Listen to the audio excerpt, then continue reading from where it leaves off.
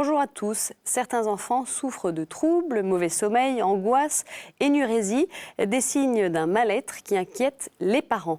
Alors, à quel moment consulter? Vers qui se tourner? Une aide spirituelle peut-elle aider?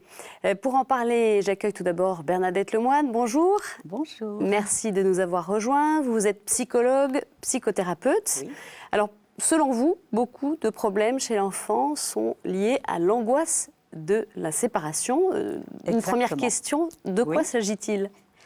L'angoisse de la séparation vient de ce que l'enfant peut croire, et parfois c'est vrai, que le lien d'attachement mère-enfant, qui est le plus fréquent, vient d'être cassé.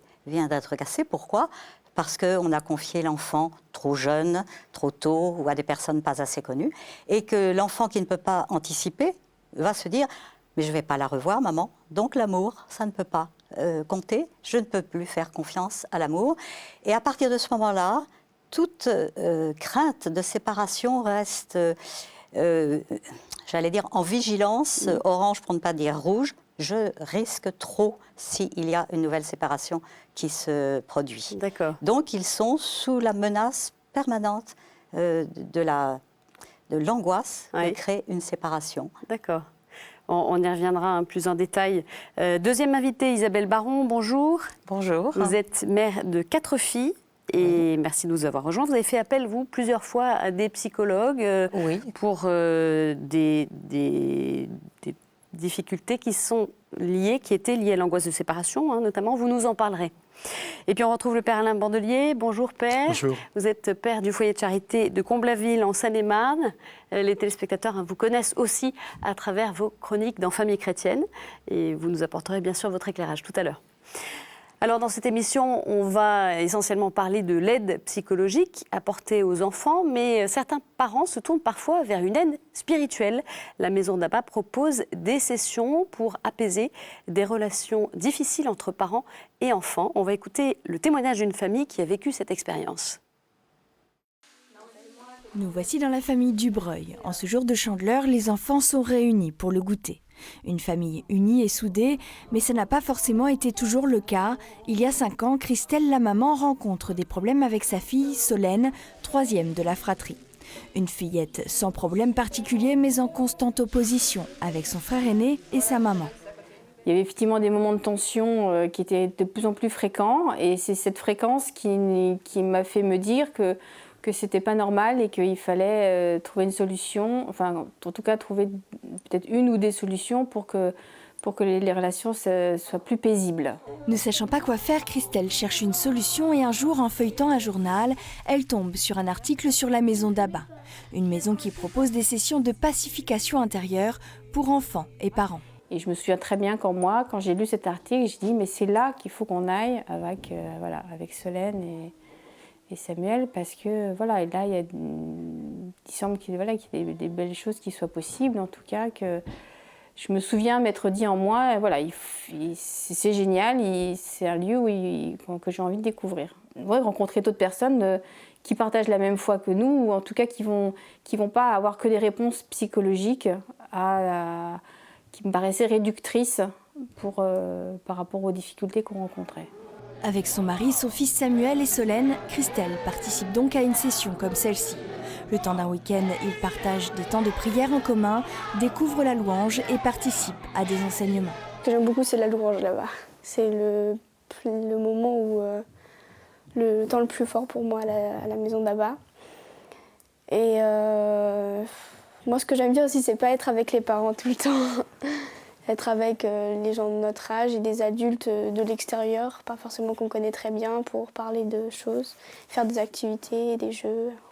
Il y a vraiment quelque chose de mystérieux qui se passe, et effectivement, il y a une unité qui se crée par le chant, et particulièrement par la louange. De retour à la maison, la famille est apaisée. Alors, pas de guérison miraculeuse évidemment, mais parents et enfants ont compris la nécessité de passer du temps ensemble. Désormais, c'est autour de la prière que la famille se retrouve. On a fait une démarche de prier avec nos enfants, sur nos enfants, non pas seulement en prière de couple quand ils ne sont pas là, mais là avec eux, en étant physiquement près d'eux et en parlant devant eux de la prière qu'on faisait pour eux. Ça, c'était vraiment important, je crois ça a été important pour eux. Et du coup, ils ont été capables aussi après de prier sur nous, ce qui est quand même quelque chose de très fort pour un père, d'avoir ses enfants qui prient pour lui, devant lui, quoi. 5 ans après avoir fait cette session, la famille est toujours en chemin. Solène a maintenant 12 ans et ses rapports avec sa maman se sont nettement pacifiés. Je vois très bien qu'on essaye de faire des efforts des deux côtés, du côté de mes parents et de mon côté. Mais bon, après, il y a quand même un peu de conflit. J'ai des réactions moins aiguës, moins tranchées, moins extrêmes. Mais parce que tout ce chemin a été aussi un peu une réconciliation avec moi, petite fille. Désormais, tout le monde se rend une fois par an au rassemblement pour les familles ayant déjà fait une session. Un cheminement global, corps, âme et esprit, qui a permis à tous de retrouver une certaine paix intérieure. Isabelle, une réaction sur ce reportage? Oui, moi je me retrouve un petit peu Oui. dans ce que la maman disait, qu'on se retrouve un peu mieux quand on s'est livré, confié auprès d'un thérapeute. Vous, en tant que mère? Oui, en tant que mère. Je pense que ça fait du bien à l'enfant et ça fait aussi du bien à la maman. Oui, oui. Et qu'en fait, c'est des vases communicants. Donc si la maman va bien, l'enfant ira mieux aussi naturellement. Bernadette Lemoine, on fait des démarches pour la famille dans son ensemble. Vous voyez la maison d'Abba, les parents y vont aussi. C'est pour pacifier les liens parents-enfants. Donc Oui. ça concerne toute la famille en fait, quand Alors, un enfant a des difficultés? Alors, quand un enfant a des difficultés, oui, parce que tous les autres membres de la famille souffrent des difficultés entre, par exemple, la maman Oui. et la fille, comme Oui. c'est Oui. le cas. Et je pense que dans des circonstances comme celle-là, pouvoir se retrouver autour de l'essentiel, pouvoir retrouver cette possibilité de prier en famille, hein, tous ensemble, va mettre à plat beaucoup de difficultés. La grâce du Seigneur est là pour nous aider. On n'a pas toujours besoin d'un thérapeute. D'accord. Mais la prière, ça Mais- peut guérir de tout? C'est pas la prière qui guérit d'une façon magique. J'ai extrêmement peur de la magie. Mais je pense que quand on est sincèrement, avec tout son cœur, quand on se relie ensemble au Seigneur, eh bien, la grâce passe, c'est évident.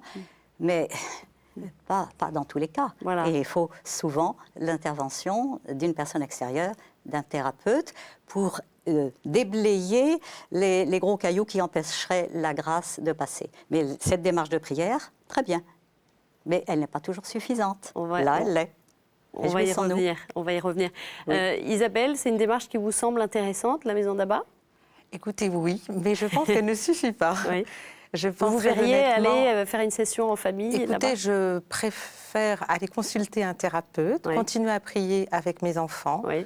Et c'est vrai que nous faisons la prière tous les soirs, pas forcément tous ensemble, mais individuellement, pour confier aussi des difficultés personnelles de l'enfant. Je trouve que c'est plus facile pour lui. Et c'est vrai que je fais confiance aussi au regard du professionnel, entre autres à l'enseignante, quand elle nous signale qu'il y a un problème. Moi, je l'ai connue que pour ma dernière fille au niveau de l'entrée à l'école. Oui. Alors, pas la petite section. Et puis, en moyenne section, aux surprises, ma fille ne voulait plus aller à l'école. Et en fait, au moment où on se quittait, elle manifestait de la colère et des larmes qui ne duraient pas. Alors, la maîtresse était très confiante. Elle n'avait aucune difficulté d'apprentissage. Elle était bien dans ses relations avec les autres. Et au bout de quelques temps, elle me dit, écoutez, je ne vois qu'un seul problème, c'est peut-être votre relation à vous en tant que mère avec votre fille. D'accord. Donc moi, j'ai réfléchi et effectivement, il y avait 3 éléments qui pouvaient un petit peu encombrer notre relation et entraîner des difficultés de séparation. Et elle m'a proposé de rencontrer la psychologue scolaire. Oui. Donc j'ai expliqué à ma fille pourquoi j'allais consulter. Je lui ai dit que moi, je souffrais de cette séparation avec elle qui ne se passait pas normalement. Et j'ai livré des choses toutes simples à la psychologue scolaire, vraiment un accouchement extrêmement difficile pour ma fille comme pour moi-même, des difficultés à la tenir dans mes bras pendant 1 mois tellement je souffrais, un décès brutal d'un de mes frères quand elle avait 3 ans et demi d'une rupture d'anévrisme, et un papa qui a été malade 3 ans pour ma part et que j'ai toujours quitté avec une certaine émotion. J'ai déposé ça auprès de cette psychologue. Oui. Et oh, c'est très étonnant, mais ma fille a arrêté de pleurer quand je l'ai quittée. En fait, le fait de lui dire à l'enseignante- votre fille que vous alliez Alors, je lui ai voir expliqué pourquoi. Je lui ai expliqué une que moi, je ne psychologue, lui vivais pas expliquer bien, des que je choses. trouvais que c'était pas normal Ouais, que notre relation... ouais. Ça a débloqué la situation, Complètement. en fait. Ouais. Donc c'est vrai que je suis très reconnaissante à cette personne qui m'a écoutée, qui m'a dit que j'avais pas besoin de revenir la voir, qui m'a dit, compte tenu de ce que j'avais vécu, si un jour je ressentais le besoin de consulter un thérapeute, que la porte était toujours ouverte, mais qu'elle ne voulait pas me revoir une Voilà. deuxième fois. Il n'y avait pas de raison Voilà. de revenir. Bernadette Loumat, je vous voyais réagir à ce que disait Oui. Isabelle. Oui. Vous voyez, vous, des parents, donc quand vous avez des consultations d'enfants, les parents sont là aussi? Alors, dans notre groupe, puisque nous sommes tout un groupe de thérapeutes chrétiens, Oui. nous recevons toujours parents et enfants, même avec les ados. Alors, avec D'accord. les ados, au bout de quelques entretiens, on reçoit l'ado seul, mais toujours parce que nous avons comme particularité de refaire l'histoire de la vie de l'enfant depuis la conception, pour ne pas dire depuis avant la conception, puisqu'il peut y avoir des événements qui marquent un enfant avant même qu'il ne soit conçu. Donc, Donc on va refaire tout. toute l'histoire. Et comme vous le disiez, le fait de pouvoir évoquer les événements qui se sont réellement, objectivement passés, d'une part, et de pouvoir dire, et voilà comment l'enfant a vécu cet événement. Sa maman ne pouvait pas prendre son bébé dans ses bras. Ce bébé, il en avait absolument besoin. Il avait l'impression de ne pas être aimé. Mais c'était une impression. Aujourd'hui, est-ce que tu peux te réconcilier avec ta maman et faire confiance à son amour qui n'a pas pu te donner suffisamment de signes quand tu étais petite, mais qui était là? Voilà. En gros, c'est notre façon d'agir, c'est de rétablir la vérité D'accord. en tenant compte de comment l'enfant l'a vécu compte tenu de son âge, qui n'est pas le nôtre, et il a vécu les événements tout à fait autrement que nous le pensons.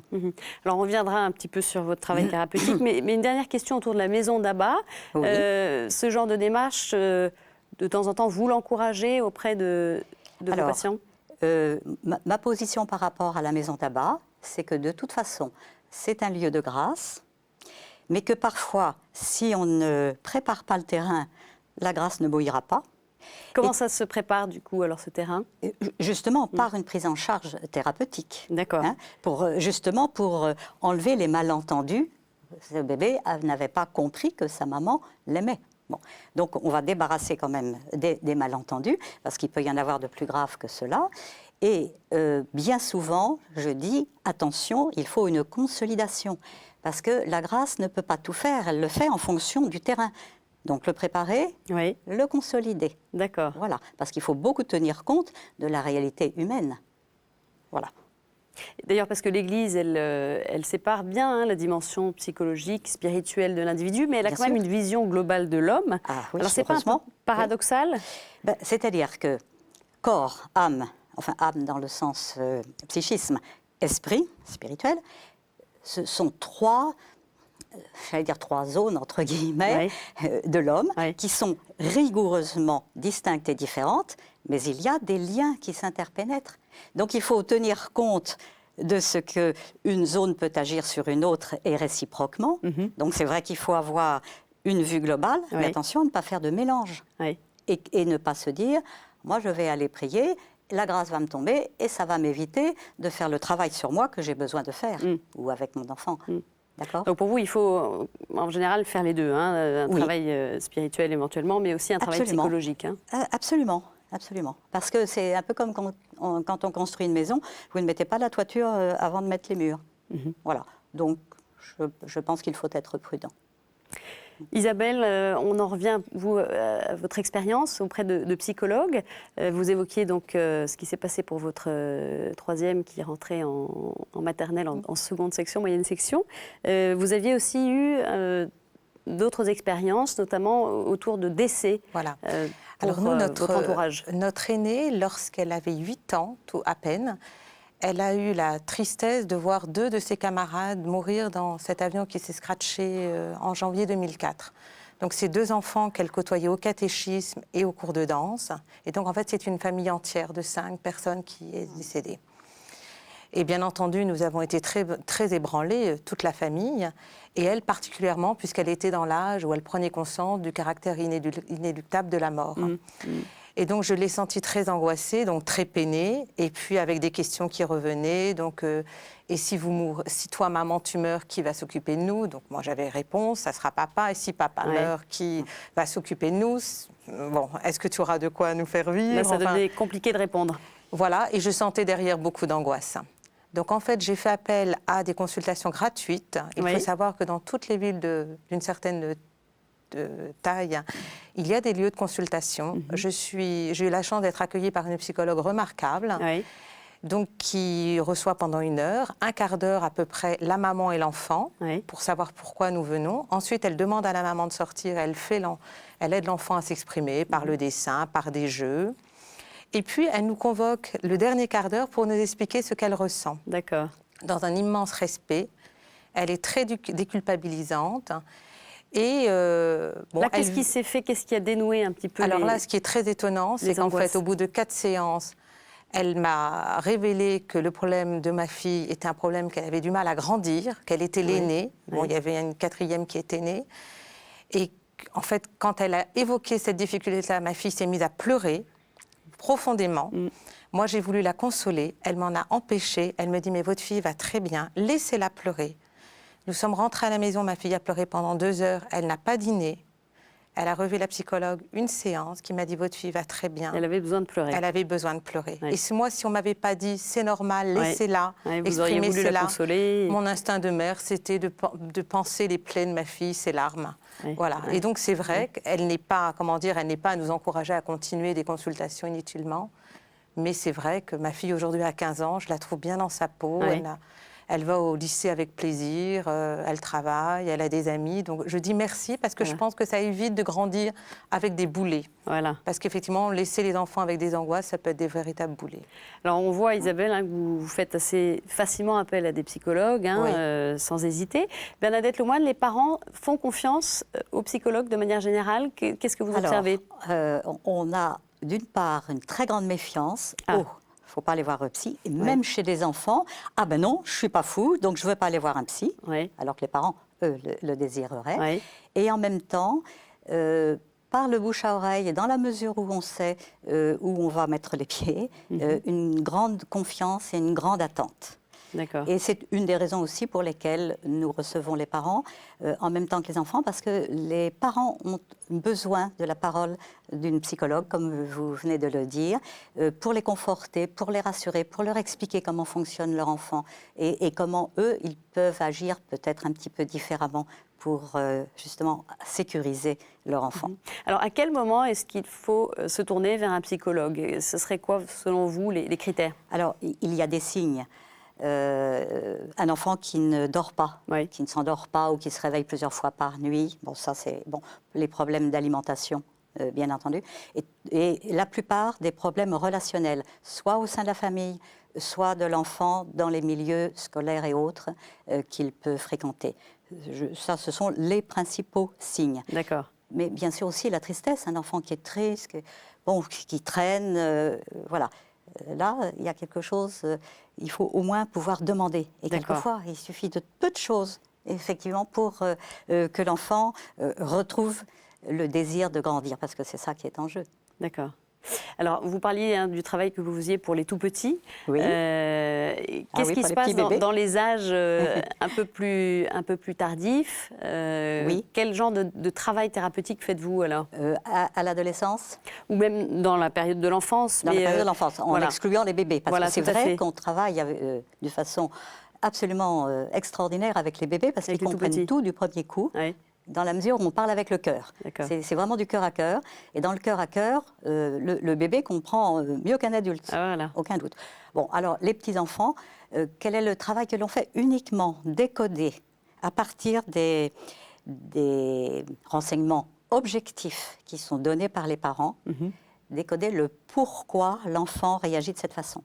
Pourquoi? Parce que peut-être qu'il s'est cru trahi dans l'amour réciproque, mère-enfant ou père-enfant, parce qu'on l'a confié trop tôt à sa grand-mère, parce qu'il y avait une hospitalisation, que sais-je, pour des raisons qui peuvent être absolument valables, mais l'enfant ne va pas comprendre ce qui se passe. Voilà. Donc on va essayer de renouer le fil qui a été abîmé, ce fil, ce lien mère-enfant. C'est essentiellement ça notre travail. Après, c'est le travail de tous les thérapeutes. Oui. Je veux dire, il n'y a pas que l'angoisse de séparation qui est cause des troubles. Elle est très souvent en cause, mais pas toujours. Donc c'est le travail de tous les thérapeutes pour essayer de comprendre ce qui se passe chez l'enfant, chez l'adolescent. Vous recevez en consultation les parents, père et mère, ou l'un des deux? Chaque fois que c'est possible, Autant que nous possible, demandons c'est les important deux. que le père soit et là. déjà l'implication du père Oui. qui prend une demi-journée de travail pour venir à un entretien, rien que ça, c'est déjà thérapeutique. D'accord. Déjà. Et puis, il est vraiment entouré. Et puis, le père n'a pas toujours... Il n'a pas d'intuition, il n'est pas fait pour. L'homme est beaucoup plus logique, beaucoup plus rationnel. Et il va mieux comprendre comment fonctionne son enfant. Il va mieux s'ajuster avec son épouse pour l'enfant. Donc, c'est vraiment très important de faire ce travail au niveau du groupe parents-enfants. Voilà. Voilà. Mais jamais les autres enfants en même temps, par contre. Ce n'est pas de la thérapie familiale non plus. Voilà. C'est important Oui, de bien séparer les différent. choses. Merci à toutes les deux d'être venues. Je me tourne vers vous, père. Qu'est-ce que vous retenez un petit peu de ce qui a été dit? 2 ou 3 choses. La première, je vois que nous attachons de l'importance à écouter les enfants, et les tout petits enfants déjà. C'est-à-dire que ceux qu'ils ressentent, ceux qu'ils vivent, leur histoire personnelle, pas leur histoire extérieure, qu'est-ce qui se passe, les événements vus de l'extérieur, mais l'événement vécu par l'enfant, c'est important. Alors bien sûr, les adolescents, c'est classique chez nous, la crise d'adolescence, tout ça. Mais bon, n'attendons pas qu'il y ait des crises, quoi. Puis il n'y a pas que l'adolescent qu'il faut écouter. Il y a le petit qui souvent n'a pas forcément la parole. Hein. Et lui donner la parole, être à l'écoute, c'est vraiment important. Il y a un autre point que j'ai noté au passage, alors là il y aurait beaucoup à dire, c'est le dialogue de la spiritualité et de la psychologie. Alors souvent, on voit bien qu'il y a parfois une réaction d'un côté comme de l'autre. C'est ou bien ou bien. On est ou bien dans le tout psychologique, il faut toujours passer par les spécialistes. Oui. Et puis à l'opposé, non, mais ça en effet, comme vous disiez, la prière va tout arranger. Et en fait, il faut être fidèle à notre propre existence, enfin à l'être que nous sommes, tel que Dieu nous a pensé, nous a voulu, tel qu'il nous crée. C'est pas l'un ou l'autre, c'est l'un et l'autre. Ça, c'est vraiment un lieu. C'est vraiment un lieu du dialogue de foi et raison, qui n'est pas seulement un problème théorique, c'est un problème vécu, c'est un problème pratique. Et il y a bien une interaction, c'est pas simplement l'un et l'autre, c'est l'un dans l'autre, je dirais. C'est-à-dire qu'une vraie vie spirituelle et une vraie vie de prière, et même une prière pour mes frères, peut être source de lumière. L'Esprit Saint peut m'éclairer sur les choses que je ne voulais pas voir, ou que je ne pouvais pas voir. Parce que la prière me met dans une attitude de relation. Me relativise, me met en relation avec mes frères, en relation avec Dieu. Elle m'ouvre à une autre sagesse, une sagesse d'en haut. Et nous savons bien qu'il y a des éclairages, des libérations, des transformations psychologiques qui vont servir la vie spirituelle. Souvent, il y a des vies spirituelles qui sont en panne, y compris chez des enfants, à cause d'une crispation, à cause d'un nœud qui n'est pas dénoué. Je peux rajouter aussi un mot sur la Sainte Famille. Je trouve que, pensons que l'enfant Jésus, on évangélise, on est suit dans les paraboles, les miracles, etc. Mais il ne faut pas oublier le début de l'évangile. Et ça fait partie de l'évangile. Il y a une évangélisation. Jésus est l'apôtre de son Père, l'envoyé du Père, dès le début. Et il va vivre des épreuves. L'enfant Jésus, sa vie n'est pas drôle. Enfin, il naît presque au bord de la route, il doit partir, il va être exilé, il va revenir, peut-être pas à l'endroit qui était prévu. Finalement, ils vont atterrir à Nazareth. Et puis, il y a ce très beau geste aussi de Marie-Joseph qui présente l'enfant. Et ça, c'est très beau, le remettre. Il n'est pas leur propriété. Ils le remettent à Dieu. C'est la coutume juive pour le premier-né, mais ça va beaucoup plus loin, parce que Saint Luc fait bien sentir que c'est déjà tout le mystère de la croix et du salut du monde qui est en jeu. Et puis, il faudrait dire un mot, évidemment, de Jésus perdu et retrouvé au temple. Oui. Là, il y a une épreuve familiale, et ça a sans doute beaucoup de sens. Voilà, il me semble que le Christ... Alors, il a l'avantage d'avoir un père d'une très grande chasteté, c'est-à-dire qu'il n'y a pas d'emprise, il n'est pas paternaliste, et puis une mère d'une virginité extraordinaire, mais ça ne veut pas dire qu'elle a distance, mais c'est une présence vraiment qui est de l'ordre du service. Elle est là pour le service du Seigneur, y compris pour le service de cet enfant Dieu. Merci beaucoup, Père, pour votre éclairage et on vous retrouvera très bientôt. Alors, je signale votre dernier livre, Bernadette Lemoine. Je ne sais pas si c'est le dernier d'ailleurs, mais en tout cas, qui nous concerne. Maman, ne me quitte pas, accompagner l'enfant dans les séparations de la vie. C'est le premier. C'est le premier. Il a 10 ans. Édition Teki, un classique que l'on peut trouver notamment dans les librairies religieuses. Et puis, vous pouvez commander le livre La Maison d'Abba, également le DVD Abba, sur le site des sessions maison-abba.com. N'hésitez pas, bien sûr, à réagir à cette émission sur notre site ktotv.com. Très bonne semaine à tous. Au revoir.